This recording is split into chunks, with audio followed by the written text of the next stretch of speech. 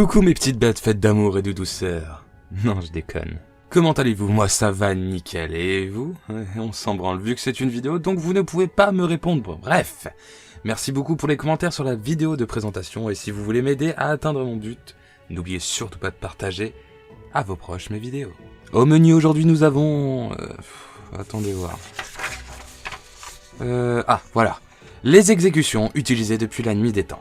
Ah, est-ce que j'aime partager la richesse de l'humanité. Bref, alors la définition de l'exécution, c'est quoi exactement? C'est l'action de mettre à mort. C'est simple. Ouais, mais précis. Il y a différents moyens, mais commençons par les animaux. L'écartèlement par des chevaux, sérieusement, j'ai besoin de te faire un dessin. T'as un cheval, t'as un bonhomme et 4 cordes. Ensuite, nous avons l'écrasement par éléphant. La guillotine, c'est de la gnognotte comparé à ça.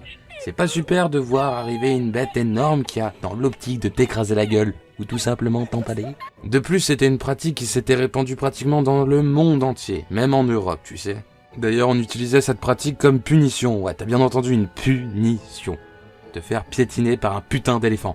Donc elle était utilisée dans les pays asiatiques principalement pour punir les rebelles, les soldats et les fraudeurs d'impôts. En Europe, c'est limite la même chose, dans le sens où ce sont les déserteurs, les prisonniers de guerre et les criminels militaires qui prennent cher. Passons et rentrons dans l'exécution humaine, si je puis dire. Alors là, il y a matière, et je crois sûrement faire un deuxième épisode. D'ailleurs, dites-moi en commentaire si vous en voulez un, car là, l'espèce humaine a eu beaucoup d'inspiration pour tuer ses semblables. Débutons par la base des bases, qui a été jusqu'à être le symbole d'une religion, le crucifiement. Si tu vis dans une grotte, c'est tout con, tu vas juste apprendre ta victime à lui clouer une main à chaque extrémité d'une croix en bois, puis finir par clouer les 2 pieds à la base de la croix. Et maintenant, tu as juste à laisser ta victime mourir, soit de saignement, soit d'infection, ou de faim. Trop bien! Faisons vite fait un tour en Chine maintenant pour découvrir une exécution digne de film d'horreur. Attention à la prononciation, jeune fabricant de Nike, car tu vas saigner des oreilles. Le Lingshi. Voilà, c'est dit.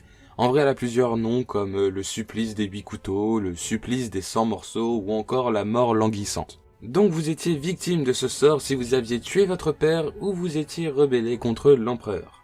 Le principe étant simplement de vous dépecer vivant et de vous droguer pour vous garder en vie le plus longtemps possible. Ouais, t'es un kebab frère. Et cela a duré jusqu'en 1905, comme quoi c'est vraiment pas loin tout ça, hein. Et pour finir, Cocorico. La mort par ébouillantage, appelée aussi bouillage. Donc on l'utilisait en France à la fin du Moyen-Âge et à la Renaissance avec de l'eau, de l'huile ou de la poix. Portait une température très élevée, mais l'eau était le moyen le plus utilisé. Les victimes étaient principalement les faux monnayeurs et les coupables d'inceste. Tu veux rencontrer les faux monnayeurs les plus chauds de ta région? Envoie Collabo au château le plus proche de chez toi. Collabo au château le plus proche de chez toi.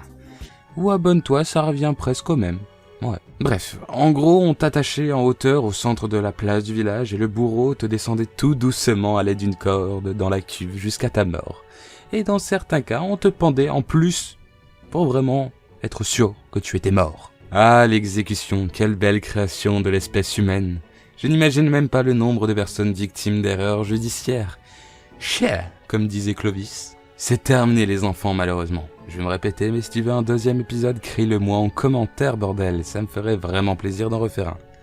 Je n'ai plus qu'une chose à vous dire, plein de bisous sucrés sur vos hémorroïdes et ciao!